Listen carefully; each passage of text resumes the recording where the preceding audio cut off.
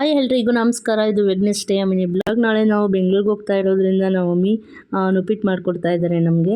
So ಇದನ್ನೆಲ್ಲ ಹೇಗೆಲ್ಲ ಮಾಡಿದ್ರು, ಇಂಗ್ರೀಡಿಯೆಂಟ್ಸ್ ಎಲ್ಲ ಹೇಗೆಲ್ಲ ಹಾಕಿದ್ದಾರೆ ಅದನ್ನು ಲಾಂಗ್ ವಿಡಿಯೋದಲ್ಲಿ ನಿಮಗೆ ಅಪ್ಲೋಡ್ ಮಾಡ್ತೀನಿ. ನೆಕ್ಸ್ಟು ಅಕ್ಕಿ ಮತ್ತು ಗೋಧಿ ಮತ್ತು ಮೆಂತ್ಯನ ಮಿಕ್ಸ್ ಮಾಡಿಬಿಟ್ಟು ಒಂದು ಹಸಿಟ್ಟು ಮಾಡಿಕೊಡ್ತಾ ಇದ್ದಾರೆ ನಮ್ಮ ಮಮ್ಮಿ. ನಾನು ಲಾಸ್ಟ್ ಮಿನಿ ಬ್ಲಾಗ್ಗಳಲ್ಲಿ ಹೇಳಿದ್ದೆ ರೊಟ್ಟಿ ಹಸಿಟ್ಟನ್ನ ಹೇಗೆ ಮಾಡೋದು ಅಂತ ಹೇಳಿ ತಿಳಿಸ್ಕೊಡ್ತೀನಿ ಅಂತ ಹೇಳಿ.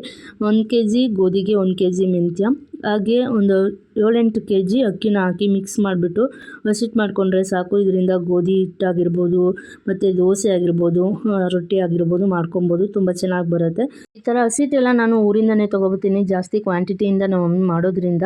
ಸೊ ನನಗೂ ಕೂಡ ಮತ್ತು ಮಮ್ಮಿ ಕೂಡ ಡಿವೈಡ್ ಮಾಡ್ಕೊತೀವಿ. ಸೊ ಹಾಗೆ ಮೆಣಸಿನ್ಕಾಯಿ ಮತ್ತು ಹೂವನ್ನ ಬೆಳ್ಕೊಂಡಿದ್ದಾರೆ ನಮ್ಮ ಮಮ್ಮಿ. ಸೊ ಅದನ್ನು ಕೂಡ ನಮ್ಮ ಪಾಪು ಜೊತೆ ಫೋಟೋ ತೆಗಿ ಅಂತ ಹೇಳಿ ತೆಗಿಸ್ತಾ ಇದ್ದಾರೆ.